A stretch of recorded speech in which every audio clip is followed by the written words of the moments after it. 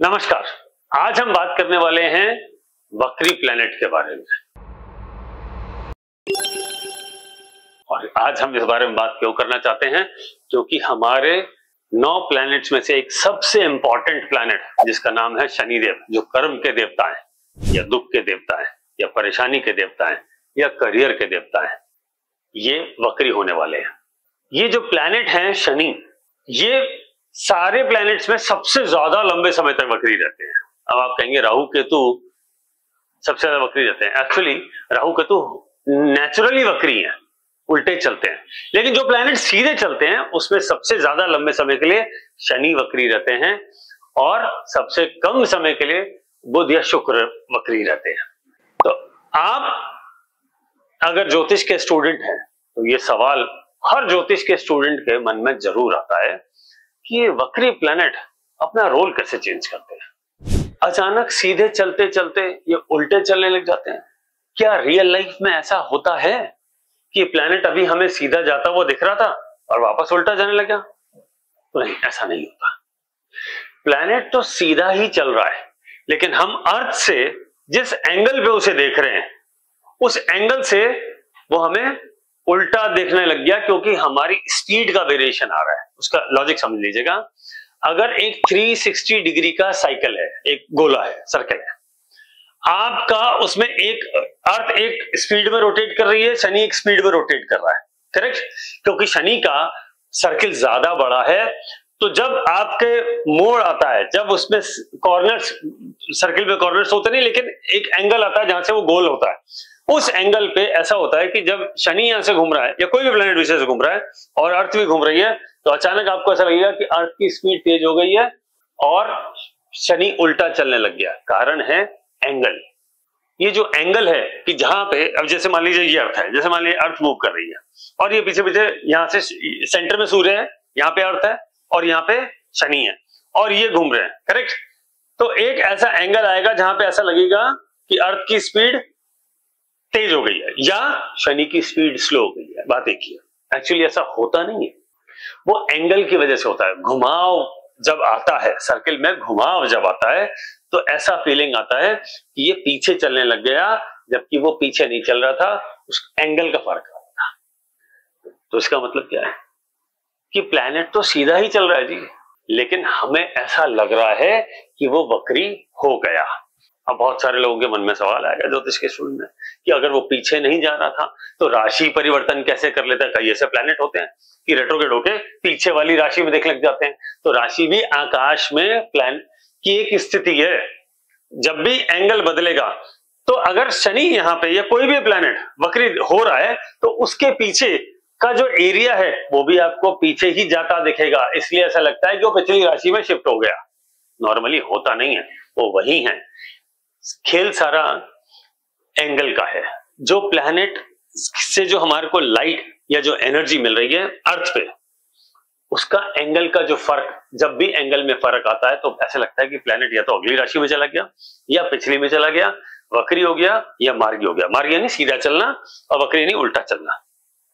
Physically ऐसा होता नहीं है, क्योंकि शनि काल पुरुष कुंडली में 10वें और 11वें घर का मालिक है, तो इसका असर आपके करियर और इनकम पे डेफिनेटली होने वाला है। शनि की तीसरी दृष्टि भी होती है, यानी 11वें घर से तीसरी दृष्टि अगर मैं लगाऊं तो लगन पे, और 10वें घर से लगाऊं तो 12वें घर पे।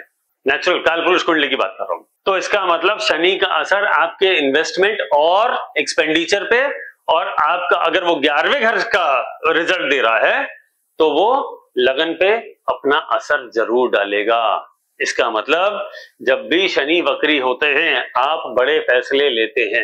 एक बात, गलत लेना है या सही लेना है ये अलग बात है, ये राशि टू राशि फर्क करेगा, लेकिन ये समय बड़े फैसले लेने का होता है। एक बात, इन्वेस्टमेंट, एक्सपेंडिचर या ट्रैवल से रिलेटेड ये समय होता है, करेक्ट? जब भी जहां भी शनिदेव बैठेंगे वहां से 7वें घर पे अपना असर जरूर डालेंगे। तो इसका मतलब आपका रेजिडेंस और आपका अदर सोर्स ऑफ इनकम, इन दोनों पे उसका असर जरूर जाने वाला है, ठीक है? तो इसलिए कहा जाता है जब शनिदेव वक्री होते हैं, एक तो ये स्लो प्लैनेट है, अपना असर धीरे धीरे देगा लेकिन लंबा देगा, क्योंकि ये सबसे लंबे समय तक स्लो है, इसलिए लंबे समय तक ये वक्री रहेंगे। फास्ट प्लैनेट जैसे बुध होता है तो फटाक से निकल जाता है 20-21 दिन में, लेकिन ये शनिदेव है तो ये सबसे लंबे समय तक वक्री होती है क्योंकि इनकी स्पीड स्लो है। करेक्ट। तो अगर ऐसा हो रहा है तो आपको किस किस चीज का ध्यान रखना है? Other source of income, normal जो आपकी जो ग्रॉस इनकम है, जो मंथली इनकम है, ये दूसरा। तीसरा, अपने घर यानी अपना रेजिडेंस और अपना ट्रैवल, अगर ये खराब होगा तो एक्सपेंडिचर ज्यादा कराएगा, आपके लिए अच्छा है तो इन्वेस्टमेंट करा देगा, खर्चा तो होना ही है। अगर ये अच्छा होगा तो आप प्रॉपर्टी में इन्वेस्ट करेंगे, घर से रिलेटेड बड़े चेंजेस करेंगे फॉर गुड। अगर ये खराब होगा तो घर में परेशानियां देना शुरू कर देगा। एक बहुत इंपॉर्टेंट बात, अदर सोर्स ऑफ इनकम, ये बहुत इंपॉर्टेंट रोल प्ले करता है। शनि का role other source of income में सबसे इंपॉर्टेंट है।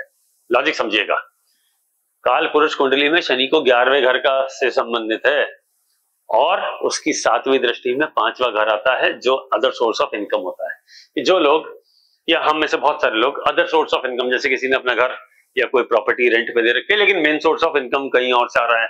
कुछ लोग स्टॉक मार्केट में इन्वेस्ट करते हैं, ठीक है, सिप में इन्वेस्टमेंट करते हैं, लॉन्ग टर्म इन्वेस्टमेंट करते हैं, कुछ शॉर्ट टर्म इन्वेस्टमेंट करते हैं, लेकिन वो उनका प्राइमरी इनकम नहीं है, वो अदर सोर्स ऑफ इनकम है। उनके लिए इंपॉर्टेंट समय होता है, तो उनको वॉच करना चाहिए कि शनिदेव मेरे लिए कैसा रिजल्ट दे रहे हैं। और आपको धीरे धीरे समझ में आ जाएगा कि जब जब शनिदेव वक्री होंगे, इन सारे अदर सोर्स ऑफ इनकम के जो भी सोर्सेज रिसोर्सेज हैं उस पर असर जरूर डालेंगे। जैसे फॉरेन करेंसी की बात करूं, जैसे मेटल की बात करूं, गोल्ड की बात करूं, सिल्वर की बात करूं, और है ना, जिस तरह से खाने पीने की चीजों का जो लोग ट्रेडिंग में जो करते हैं उस पर अपना असर जरूर डालते हैं। स्टॉक मार्केट पे अपना असर जरूर डालते हैं। स्टॉक मार्केट पे तो हमेशा ही डरेगा, लेकिन रेट्रोग्रेड होने के बाद इसका असर ज्यादा प्रोमिनेंट देखना शुरू हो जाता है। करेक्ट, क्योंकि अदर सोर्स ऑफ इनकम है। लेकिन ये इंपॉर्टेंट बात अदर सोर्स ऑफ इनकम से रिलेटेड ही है।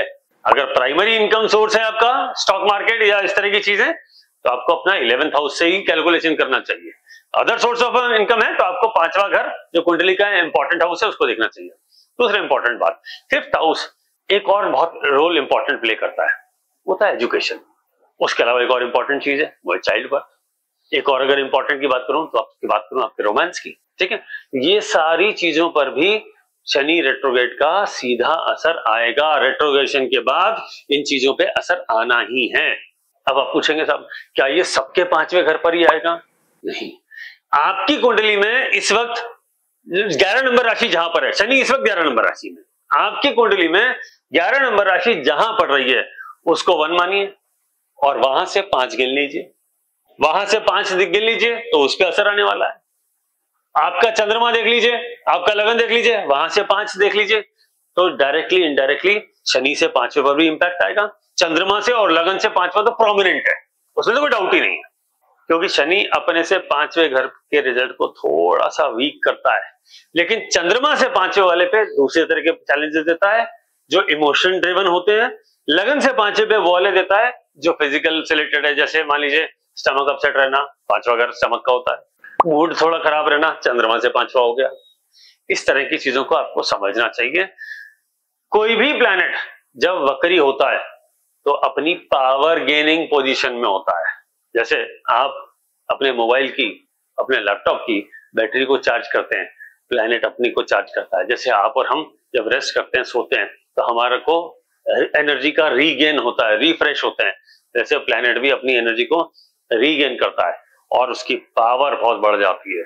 तो जब उसकी पावर बढ़ जाती है, एक तो वक्री पहले वो अपनी पावर इकट्ठा कर रहा है। मान लीजिए शनि 4 महीने के एग्जांपल ले रहा हूं, मान लीजिए 4 महीने के लिए वक्री है, तो पहले 2-2.5 महीना तो वो पावर गेनिंग मोड में रहेगा, लेकिन लेस पावरफुल होगा। जैसे जैसे ये आगे और बढ़ता जाएगा, यानी अपना 50% टेन्योर का, रेट्रोग्रेड होने का जो टेन्योर है उसका 50% तक उसकी स्पीड एनर्जी गेनिंग की कम रहेगी, क्योंकि पहले वीक है ना।